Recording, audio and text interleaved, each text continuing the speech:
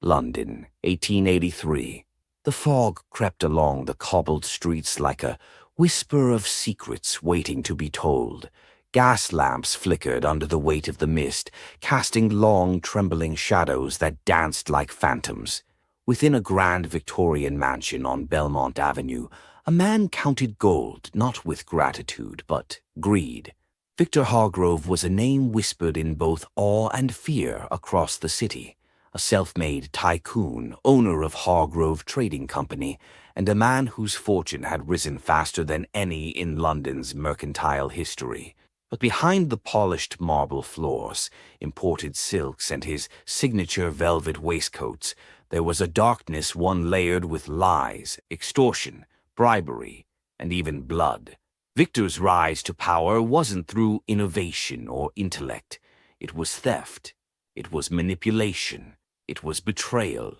He'd bribed judges to shut down rival businesses, framed innocent men to gain their assets, even orchestrated a fire at the docks that killed 7 workers only to claim the insurance and buy the land at a fraction of its worth.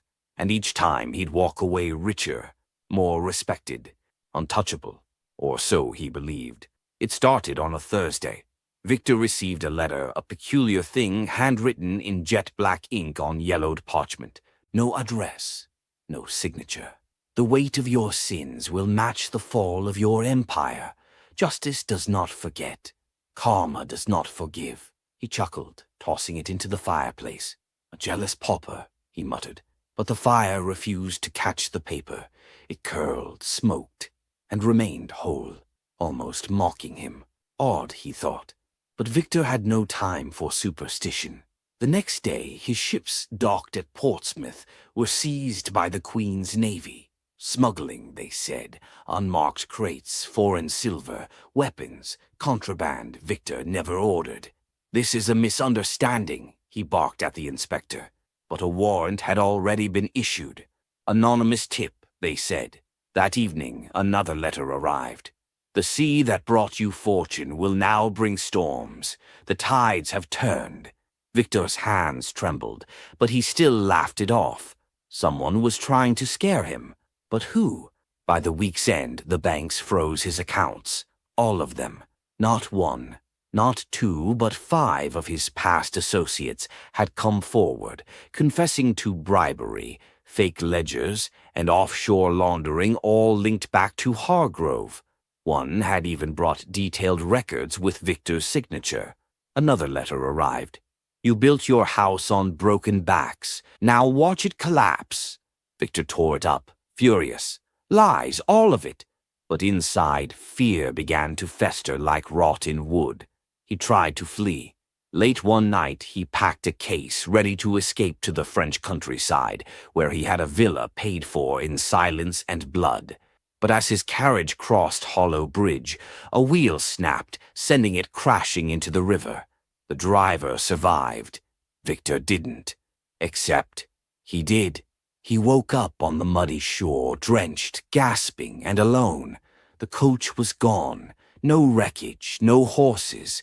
Just one thing beside him, another letter, wet but legible. You cannot outrun what you owe. Death would be mercy, but mercy is not yours to claim. Victor staggered through the woods, finding shelter in a deserted barn. He didn't return home. He couldn't. His estate had been seized, his staff had vanished, and the city now spat his name like poison. Word spread quickly. Victor Hargrove, the great tycoon, bankrupt, disgraced, wanted. And letters, they kept coming.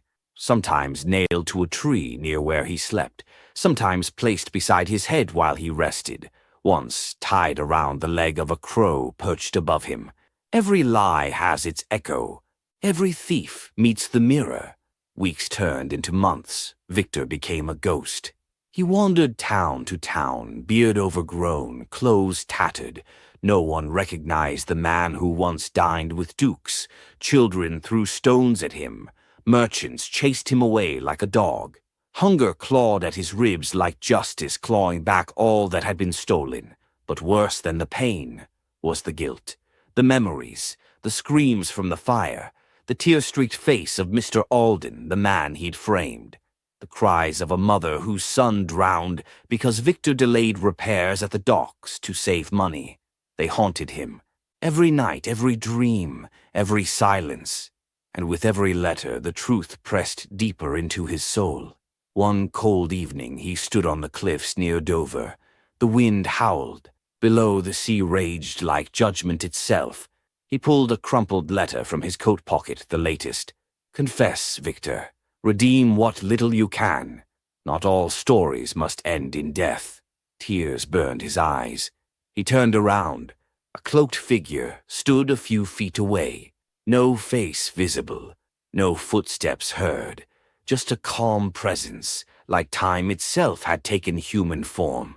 "Who are you?" Victor rasped. "I am what you made," the figure said. "I am consequence." Victor collapsed to his knees. "Please, what do I do?"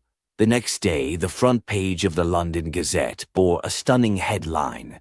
"Victor Hargrove returns, confesses all in 36-page letter." A full confession.